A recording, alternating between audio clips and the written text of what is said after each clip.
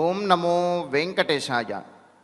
సీతాపతిం కమలపత్ర విశాలనేత్రం రామం కృపాకరమనంత గుణానురక్తం ఇంద్రాది సర్వసురసిద్ధ సుపూజితాంఘ్రిం నిత్యం భజేహమసునాయకమప్రమేయం.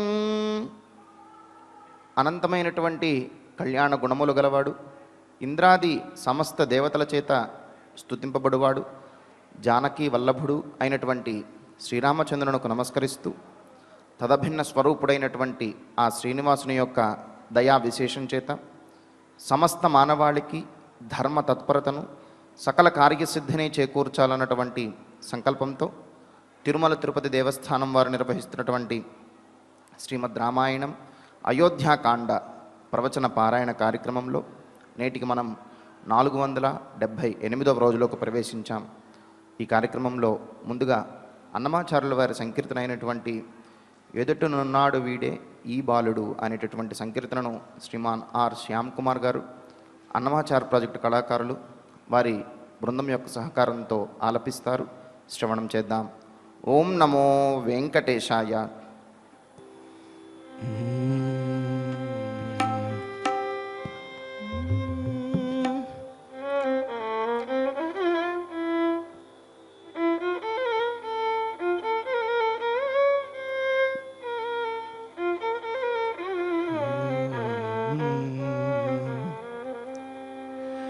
ఎదుటనున్నాడు వీడే ఈ బాలుడు, ఎదుటనున్నాడు వీడే ఈ బాలుడు, ఎదుటనున్నాడు వీడే ఈ బాలుడు, ఎదుటనున్నాడు వీడే ఈ బాలుడు, మది తెలియమమ్మ ఏ మరులోగాని ఎదుటనున్నాడు వీడే ఈ బాలుడు, మది తెలియమమ్మ ఏ మరులోగాని ఎదుటనున్నాడు వీడే ఈ బాలుడు.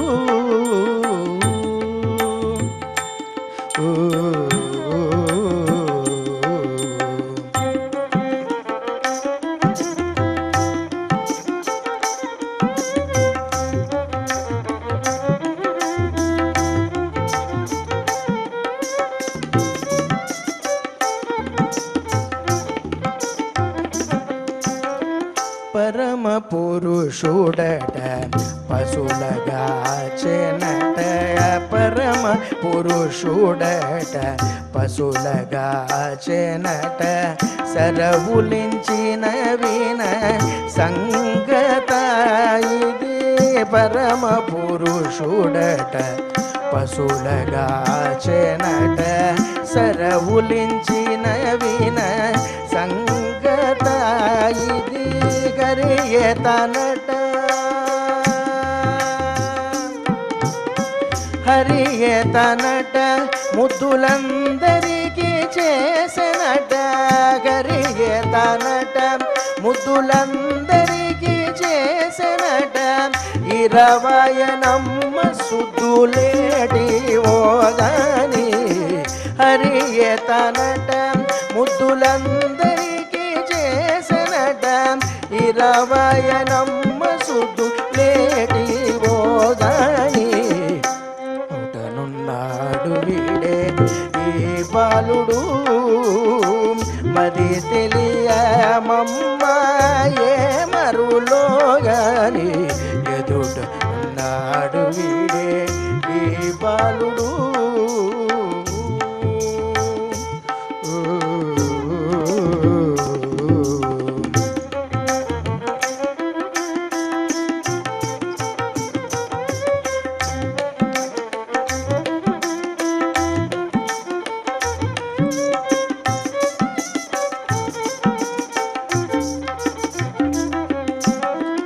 అల బ్రహ్మ తండ్రియట యశోదకు పీడడట, అల బ్రహ్మ తండ్రియట యశోదకు పీడడట, పొలదొకరికి చెప్ప కూడునాయి అల బ్రహ్మ తండ్రియట యశోదకు వీడడట కొలదొకరికి చెప్పగూడునా ఇది తెలిసి వెంకటాద్రి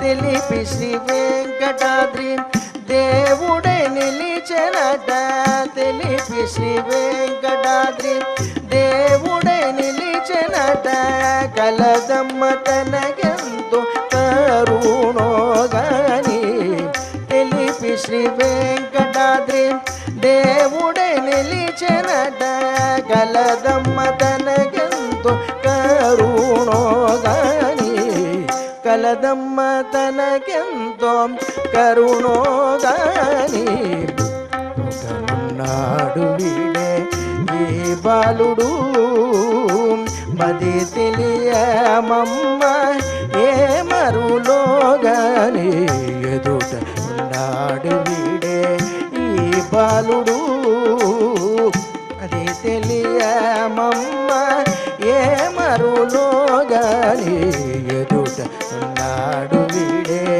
ఈ బాలుడు ఈ బాలుడు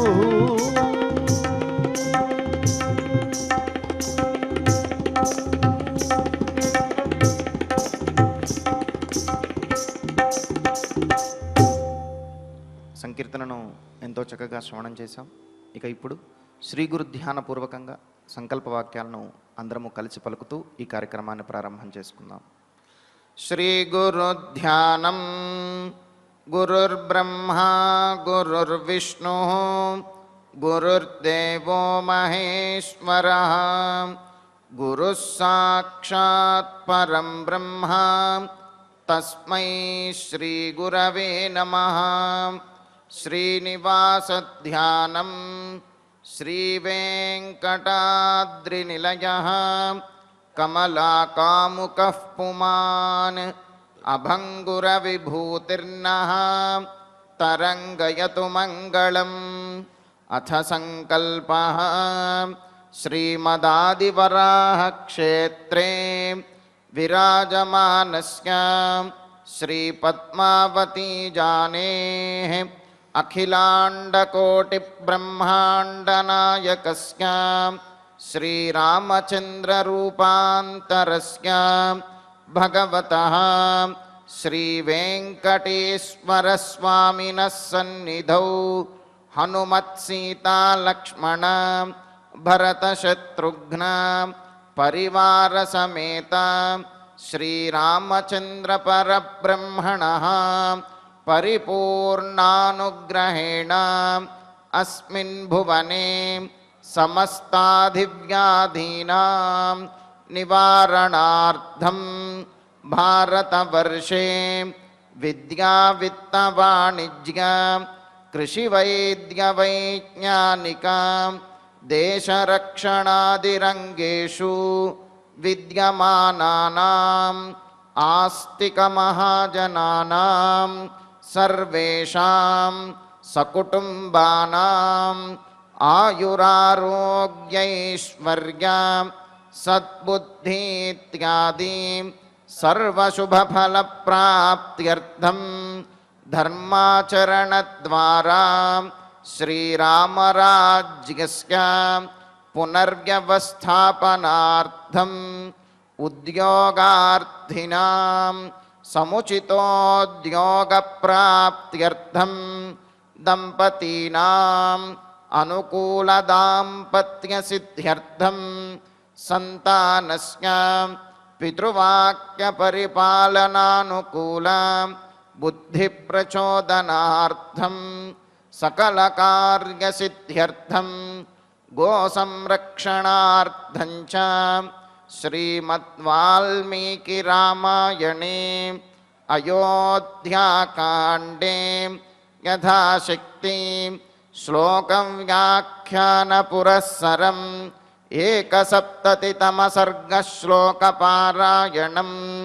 తథా శ్రీధన్వంతరి మంత్రపారాయణం చ అన్యోన్యసాహాయ్యేన आचार्यमुखेन करिष्यामहे। श्रीवाल्मीकिप्रार्थना कूजन्तं राम रामेति मधुरं मधुराक्षरम् आरुह्य कविताशाखां वन्दे वाल्मीकिकोकिलम्।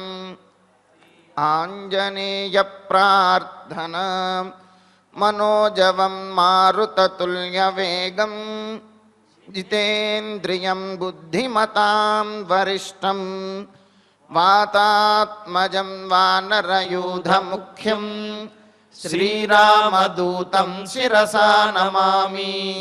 श्रीरामायण प्रार्थना वाल्मीकिगिरिसम्भूता रामसागरगामिनी पुनाति भुवनं पुण्या रामायण महानदी।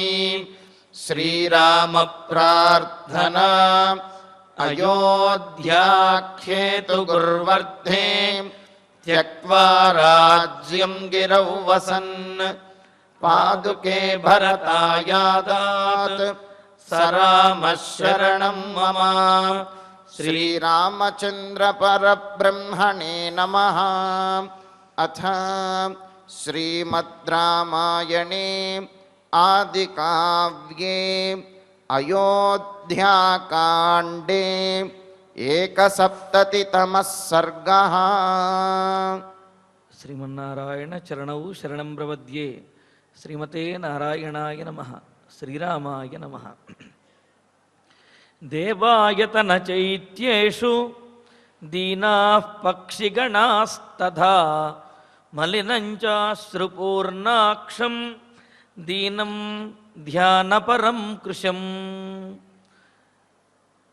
అయోధ్య నగరానికి వచ్చినటువంటి భరతుడు మరి ఆ కేకయ రాజ్యం నుండి వశిష్ఠుల యొక్క అనుజ్ఞతోటి వెళ్ళినటువంటి దూతలు చాలా త్వరగా భరతుడిని అక్కడి నుంచి కారణం చెప్పకుండానే ఏదో ముఖ్యమైన పని ఉన్నది అని చెప్పి అయోధ్య నగరానికి తీసుకువచ్చారు. అయితే అప్పటికే భరతునికి ఆ దుస్వప్నం వలన అనుమానం కలిగింది, తన వారికి ఏదో అయినది అని. సరే 7 రోజులు ప్రయాణం చేసి అయోధ్య నగరానికి వచ్చిన తర్వాత అయోధ్య నగర సమీపంలో ఉండగానే ఆ అయోధ్య నగరాన్ని చూచేటప్పటికే ఆయన యొక్క అనుమానం మరింత బలపడింది. తన వారికి ఏదో అయినది అనే విషయం మనస్సు చెబుతూ ఉన్నది. మరి వైజయంతము అనే దక్షిణ ద్వారం గుండా, వైజయంతము అనే పశ్చిమ ద్వారం గుండా అయోధ్య నగరంలోకి ప్రవేశించారు. ప్రవేశించిన తర్వాత కూడా అక్కడ దేవాలయముల యందు పూజాదులు ఇవన్నీ జరగటం లేదు. ఎవరి యొక్క మనస్సులు కూడా ప్రశాంతంగా ఉన్నట్లు లేదు. ముఖములన్నీ కూడా దీనంగా ఉన్నాయి. కనీసం ఆహారం తీసుకోనటువంటి వారిలాగా అందరూ కృషించిపోయి ఉన్నారు. ఎవరి కోసమో ఎదురు చూస్తున్నట్లుగా అందరి కళ్ళు కూడా ఎదురు చూస్తున్నట్లుగా ఉన్నాయి తప్ప అక్కడ ఏది కూడా మంగళకరంగా కనిపించడం లేదు. ఆ మాటే అంటూ తథా దేవాయతన చైత్యేషు పక్షిగణాః దీనాః అని అంటున్నాడు. పైగా ఇవన్నీ చూచిన తర్వాత నా మనస్సుకి కారణం తెలియకపోయినా నాకు బాధ అనేది కలుగుతూ ఉన్నది. కావున కారణం తెలియకుండా ఈ విధమైనటువంటి దుఃఖము బాధ కలుగుతున్నది అంటే ఏదో జరిగినది అనే విషయం తెలుస్తున్నది. తప్పనిసరిగా ఎవరికో ఆత్మీయులకి ప్రాణహాని అనేది కలిగింది అనే విషయం నా అంతరాత్మ నాకు చెబుతున్నది.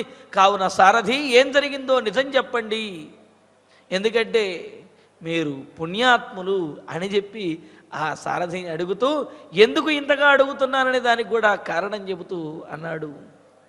ఇక్కడ దేవాయతన చైత్యేషు అన్నారు. దేవాలయములలోను అలాగే 4 మార్గములు కడిచేటటువంటి కూడలి ప్రాంతములు అటువంటి చోట తప్పనిసరిగా జనులు గుమ్మిగూడి ఉండి విషయములు అంటే రాజ్యానికి సంబంధించిన విషయాలు కానీ దైవపరమైనటువంటి విషయములు కానీ చర్చించుకుంటూ ఉంటారు. అటువంటిది దేవ ఆయతన చైత్యేషు దేవాలయంలోనూ అలాగే యజ్ఞశాలలోనూ అదేవిధంగా ఆ రచ్చబండలు అలాగే ఆ 4 మార్గములు గడిచినటువంటి కూడలి ప్రాంతములలోనూ కూడా ఎక్కడ జనులు అనేవారు లేదు. జనులు కాదు కదా, పక్షిగణాహ దీనాహ, పక్షులు కూడా చాలా దీనంగా ఉన్నాయట. ఎందుకంటే ఎక్కడైతే పెద్ద పెద్ద చెట్లు ఉంటాయో, మర్రి చెట్టు లాంటివి, అక్కడ సహజంగా అందరూ కూర్చొని మాట్లాడుకుంటారు. అక్కడే ఆ చెట్టు మీద అనేకమైనటువంటి పక్షులు ఉంటాయి. అలాగే దేవాలయములలో కూడా, దేవాలయాలకు చుట్టూ కూడా కపోతముల యొక్క గూళ్ళు అని చెప్పి పక్షులు ఉండడానికి కూడా కొన్ని గూళ్ళులాగా నిర్మిస్తారు. ఆగమశాస్త్రంలో కూడా చెప్పారు. అలాగా అవి చాలా ధైర్యంగా, స్వేచ్ఛగా, ఆనందంగా జీవిస్తూ ఉంటాయి అటువంటి ప్రాంతములలో. అటువంటిది ఆ దేవాలయములలోనూ, అలాగే యజ్ఞశాలల యందు, అదేవిధంగా ఆ కొడలి ప్రాంతములలోనూ కూడా పక్షిగణ, పక్షుల సముదాయము కూడా దీనాహ, చాలా దీనంగా గోచరిస్తూ ఉన్నాయి. ఆనందంగా ఉండవలసినటువంటి ప్రదేశములలో దీనంగా ఈ ప్రాణులన్నీ కూడా ఉన్నాయి. పురే సస్త్రీ పుంసం జనం మలినం. అసలు అయోధ్యానగరంలో ఎవరిని చూచినా సరే స్త్రీలు పురుషులు అనే భేదం లేకుండా ఉన్నారండి. ఇక్కడ సస్త్రీ పుంసమని, స్త్రీలు అందరూ జనులు అని చెప్పేయచ్చు కదా అని అంటే, మగవారు కొంత అలంకరణ చేసుకోవటం కానీ అవి మర్చిపోవచ్చునేమో కానీ స్త్రీలు ఖచ్చితంగా అలంకరణ చేసుకుంటారు. అదేవిధంగా మంగళప్రదంగా గోచరిస్తారు.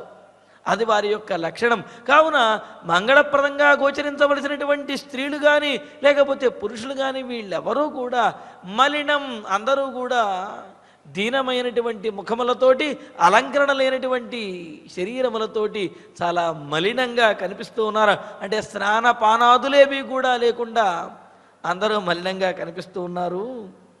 అంతేకాదు సస్త్రీ పుంసంచ పశ్యామి జనముత్కంఠితం పురే అని అంటూ తర్వాత ఉత్కంఠతో ఉన్నటువంటి ఆ జనులు అశ్రుపూర్ణాక్షం, మలినమైనటువంటి వస్త్రములతోటి, మలినమైనటువంటి ఆ శరీరంతో, కళ్ళ నిండా నీటిని నింపుకుని కన్నీళ్లతోటి వాళ్ళందరూ దీనం, చాలా దీనంగాను, ధ్యానపరాయణం, ఆలోచనలో నిమగ్నమైపోయి ఎవరి కోసమో ఎదురు చూస్తూ ఉన్నట్లుగా, జరగవలసినటువంటి పని ఆగిపోయి ఎవరో వచ్చి ఆ పనిని నిర్వర్తించాలి అన్నట్లుగా ఎదురు చూస్తూ ఉన్నారు. దీనంగా దిగాలు పడిపోయి ఉత్కంఠితం, విచారం చేత, ఉద్వేగంతో, ఉత్కంఠతోటి, ఎదురు చూపులతోటి అందరూ కూడా బాధపడుతున్నట్లుగానే కనిపిస్తున్నారు తప్ప ఎవరి ముఖంలోనూ కూడా ఆనందం అనేది లేనే లేదు. ఇత్యేవ ముక్త్వా భరతః సూతం తం దీనమానసః తాన్యనిష్టాన్యయోధ్యాయాం ప్రేక్ష్య రాజగృహం యయౌ.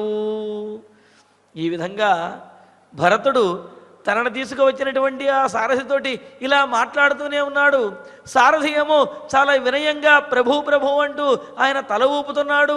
వినయంగా సమాధానం చెప్పడానికి ప్రయత్నిస్తున్నాడు కానీ నోరు మెదపటం లేదు. వినయంగా చూస్తున్నాడు తప్ప విషయం చెప్పటం లేదు. దానితోటి భరతుడు అడుగుతూనే ఉన్నాడు, ఆయన విషయం చెప్పటం లేదు. ఇంతలో దశరథ మహారాజు యొక్క రాజగృహం రానే వచ్చింది. ఇత్యేవం, ఈ విధంగా భరతుడు అయోధ్యలో ప్రవేశించక ముందు, అయోధ్యలో ప్రవేశించిన తరువాత కూడా అనిష్టాని తాని ప్రేక్ష్య, అనిష్టమైనటువంటి, అశుభకరమైనటువంటి తాని ఆ శకునములన్నింటినీ, అక్కడ ఉన్నటువంటి జనులందరి యొక్క భావములను, వారి ముఖములను, అక్కడ ఉన్న పర్యావరణ, వాతావరణ, ప్రకృతి పరిస్థితులను, అలా ప్రతికూలమైనటువంటి అన్ని పరిస్థితులను కూడా చూచి దీనమానసః, మరింత దిగులు పడిపోయినటువంటి వాడై తం సూతం ముక్త్వా, ఆ సారథితో చెబుతూ రాజగృహం యయౌ. భరతునికేమో అనుమానంగా ఉన్నది, తండ్రికేదో అయినది అని చెప్పి. సరే, అవ్వలేదు అనే మాట, తండ్రికేమీ అవ్వలేదు, క్షేమంగా ఉన్నాడనే మాట ఆ సూతుని యొక్క నోటి ద్వారా వచ్చింది అంటే కొంత కుదుట పడతాడు. అంటే తన ఆత్మీయులకు ఏదైనా జరిగింది అంటే, తన ప్రజలకు, తన ఆత్మీయులకు ఏమీ కాకుండా మిగతా ఆస్తి నష్టం కానీ, ధన నష్టం కానీ, ఇంక ఏ నష్టం, భవనములు ఇలాంటివి కానీ ఏవి జరిగినా సరే పెద్దగా పట్టించుకోవలసిన అవసరం లేదు. కానీ ఆత్మీయులకు ప్రాణహాని కలిగింది అంటే మాత్రం దానిని భరించడం కష్టం కదా. కావున ఆ ఒక్కటి జరగలేదు అని సూతుడు ఈ సారథి చెబుతాడేమో అని చెప్పి తరచి సారథిని అడుగుతూ ఉన్నాడు. సారథి ఏమో వినయంగా చూస్తూ ప్రభో ప్రభో అంటున్నాడు తప్ప విషయం మాత్రం చెప్పటం లేదు. ఇలాగా ఆ సారథితో మాట్లాడుతుండగానే తం సూతం ముక్త్వా ఆ విధంగా చెబుతూనే రాజగృహం యయౌ రాజభవనానికి చేరుకున్నాడు భరతుడు. తాం శూన్య శృంగాటక వేష్పరధ్యాం రజోర్ణద్వారకవాటయంత్రాం దృష్ట్వా పురీమింద్రపుర ప్రకాశం దుఃఖేన సంపూర్ణతరో బభూవ.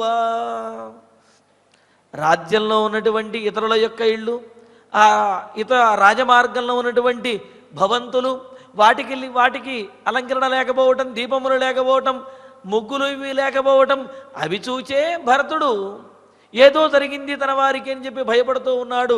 తన మనస్సు కూడా ఏదో చెబుతూ ఉన్నది అస్పష్టంగా, కానీ విషయం ఏమిటో పూర్తిగా తెలియక భయపడుతూ ఉన్నాడు. మరి ఇంకా రాజభవంతి దగ్గరికి వచ్చేటప్పటికి అక్కడ తాం శూన్య శృంగాటక వేష్పరధ్యాం, శూన్య శృంగాటక వేష్పరధ్యాం.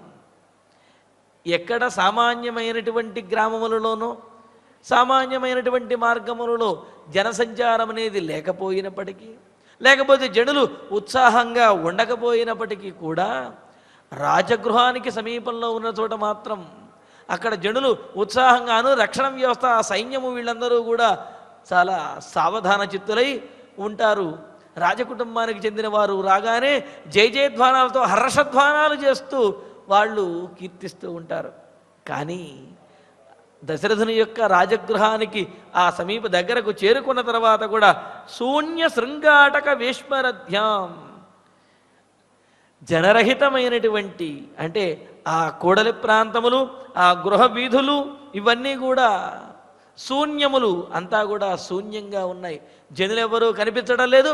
కనిపించినటువంటి ఒకళ్ళిద్దరూ కూడా దీనమైనటువంటి ముఖళ్లతోటి, ఎర్రబడినటువంటి కన్నులతోటి, కన్ని నిండా నీటితోటి కనిపిస్తూ ఉన్నారు.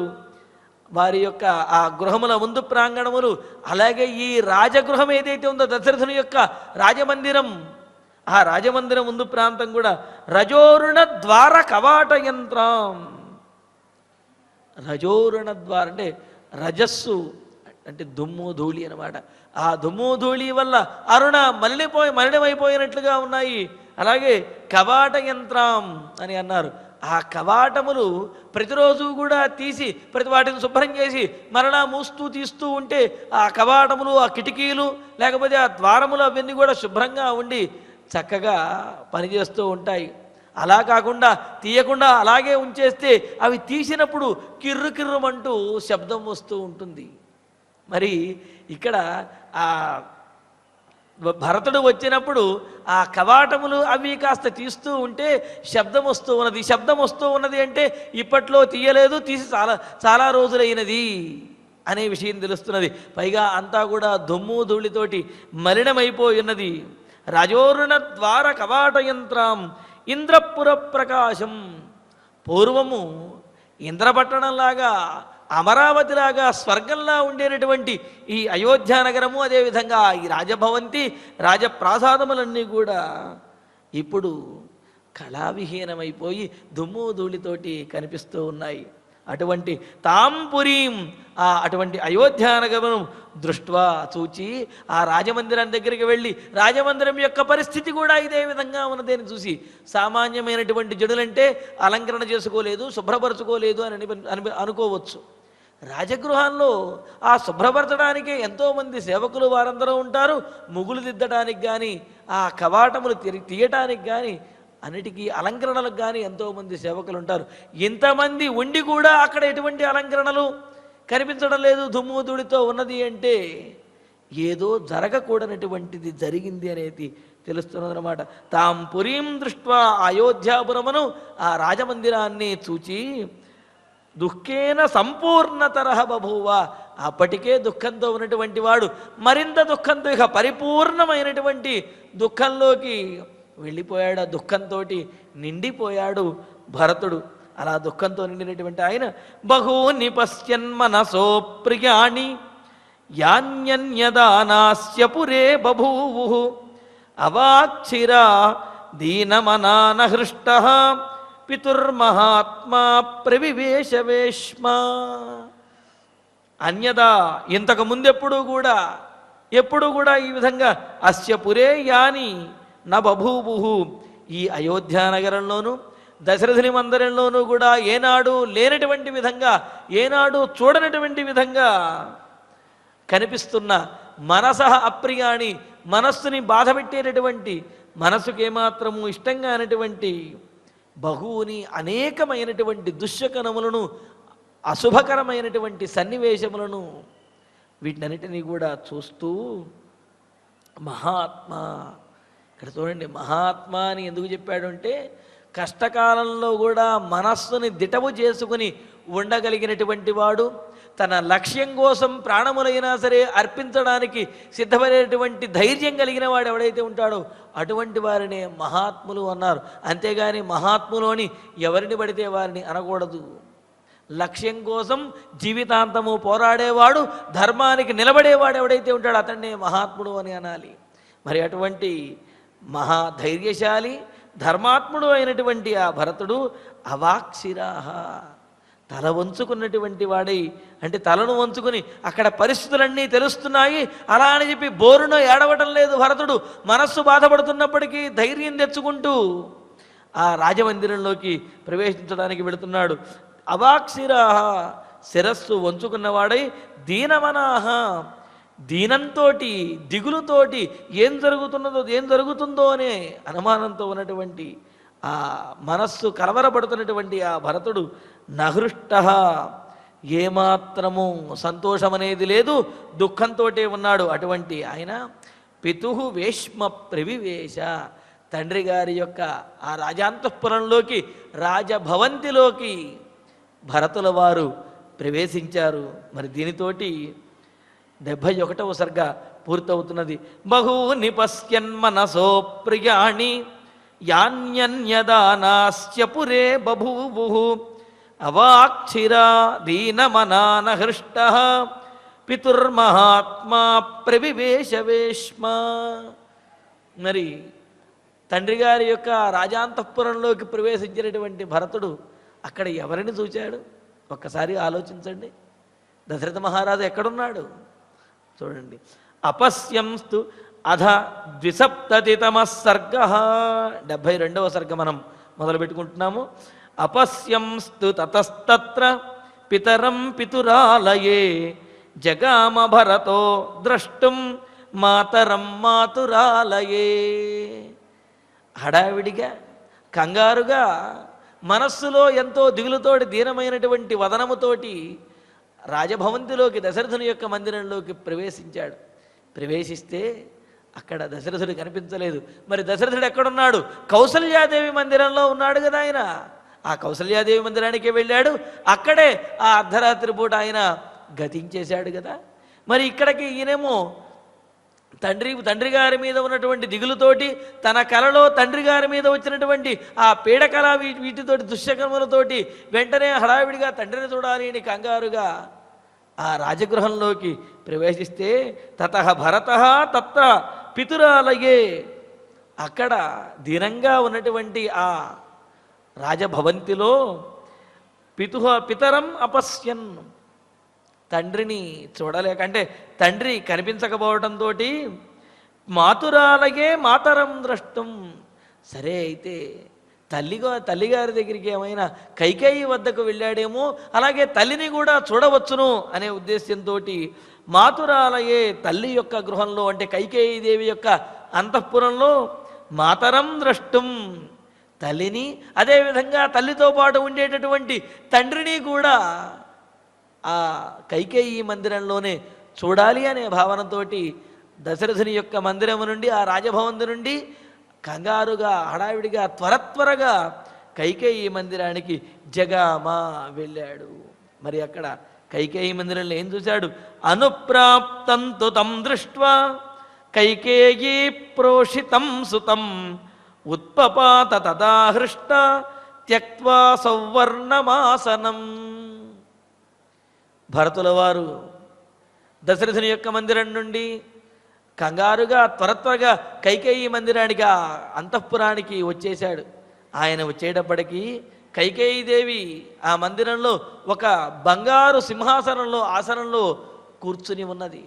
ఎప్పుడైతే భరతుడు లోపలికి ప్రవేశించాడో కైకేయీదేవి ప్రోషితం తం సుతం అనుప్రాప్తం దృష్ట్వా, చాలా కాలం మేనమామ గారింటికి వెళ్ళి దూరానికి వెళ్ళి తనకు దూరంగా ఉండి మరలా తిరిగి వచ్చినటువంటి తన కుమారుడైనటువంటి భరతుణ్ణి చూచినటువంటి ఆ కైకేయి భరతుణ్ణి చూచి తదాహృష్ట, ఇంకా అప్పుడు ఆనందాన్ని పొందినది. అప్పటి వరకు కూడా భర్త పోయాడు అనే బాధతో ఉన్నది.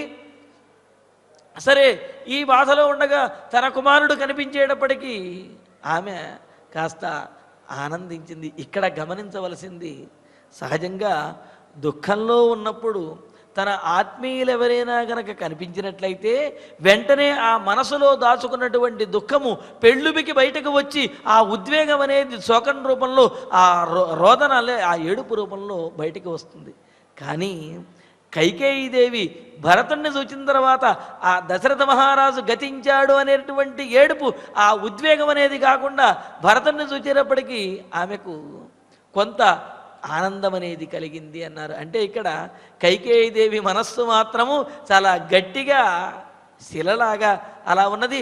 ఆమె విపరీతమైనటువంటి శోకాన్ని పొందలేదు. అంటే భర్త గతించడంతో ఎక్కువ శోకాన్ని పొందలేదనేది దీని ద్వారా తెలుస్తున్నది. మరి దిగులుగా కూర్చున్నటువంటి ఆ కైకేయీదేవి భరతుణ్ణి చూడగానే తదాహృష్ట, కొంత సంతోషించినటువంటిదై సవర్ణం ఆసనం త్యక్త్వా, బంగారుమయమైనటువంటి తాను కూర్చున్నటువంటి ఆ సింహాసనము నుండి లేచి ఉత్పపాద, ఒక్కసారి ఎగసిపడి లేచి భరతుణ్ణి చూడంగానే, అబ్బా బిడ్డ వచ్చావా నాయనా కుమారా అని చెప్పి వెంటనే హడావిడిగా ఆమె కూడా లేచి ఎదురు వెళ్ళి ఆ భరతుణ్ణి లోపలికి తీసుకువచ్చింది. సప్రవిశ్యైవ ధర్మాత్మ స్వగృహం స్త్రీ వివర్జితం భరతః ప్రతిజగ్రాహ జనన్యాశ్చరణౌ శుభౌ. భరతుడు తల్లిని చూచిన తర్వాత ఆయనలో మాత్రం ఆనందం అనేది ఏమీ కలగలేదు. ఎందుకు అంటే ఈ కైకేయీదేవి మందిరంలోకి ప్రవేశించిన తర్వాత కూడా ఇక్కడ కూడా శుభకరమైనటువంటి శకునములేమీ కనిపించడం లేదు.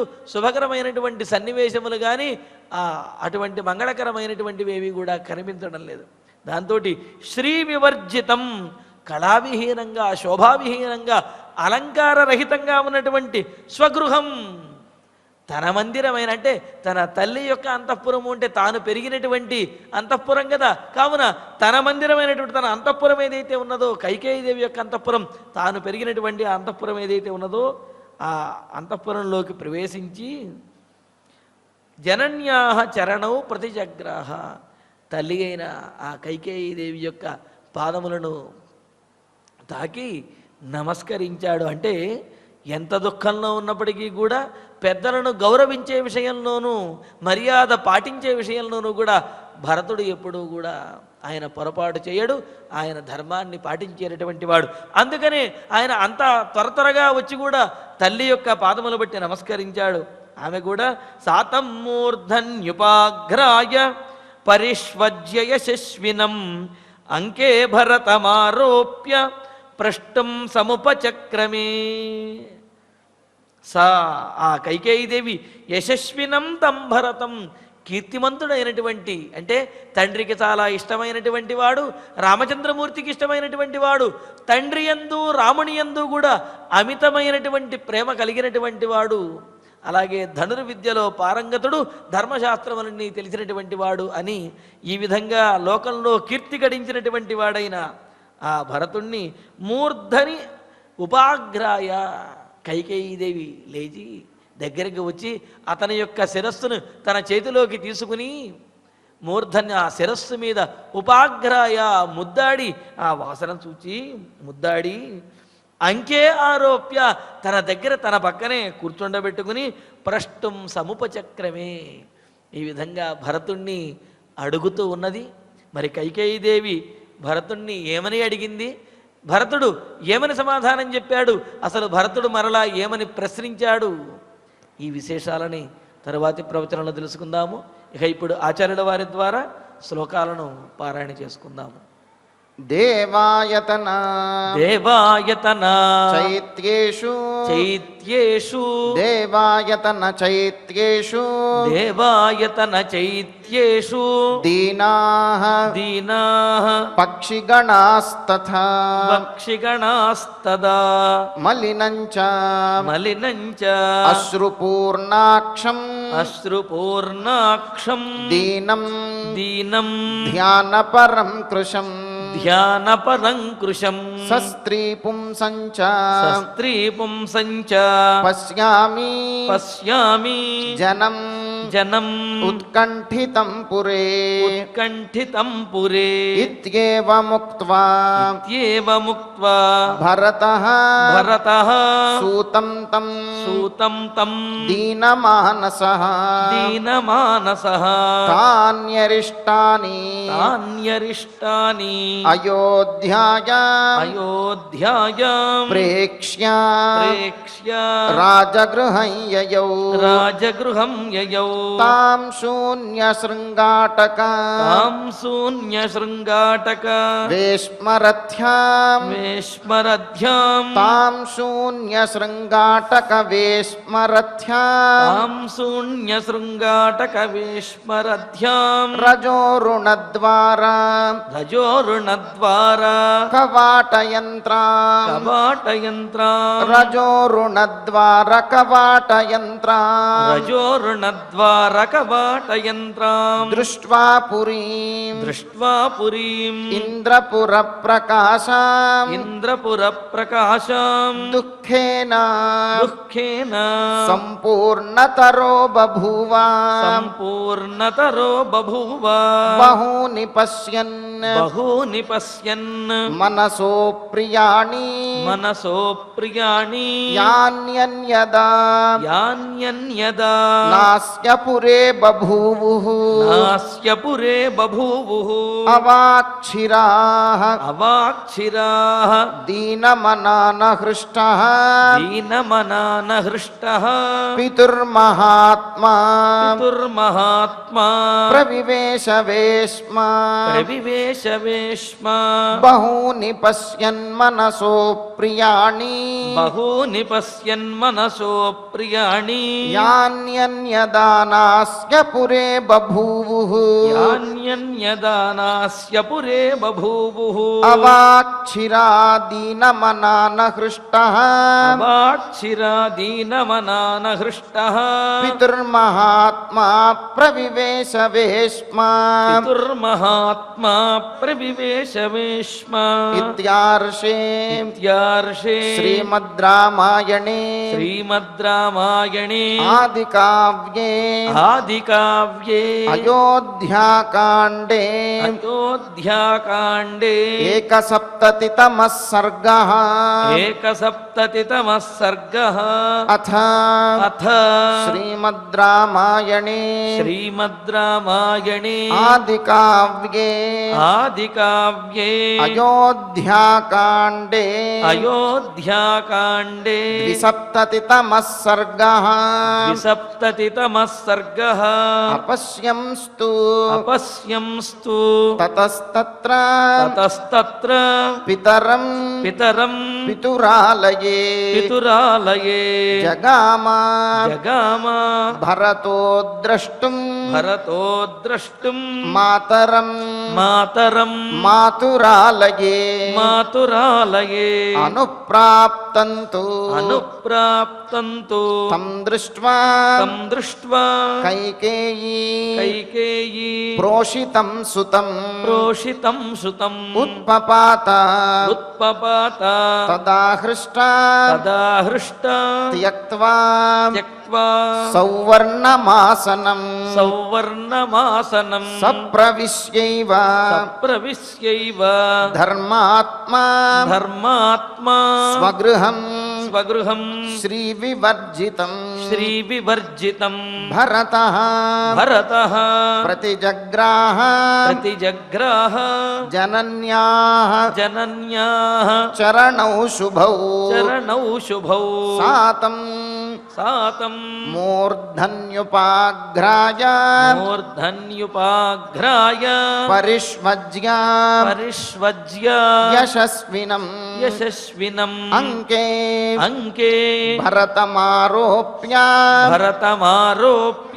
ప్రష్టుం సముపచక్రమే ఇత్యార్షే శ్రీమద్ రామాయణే ఆదికావ్యే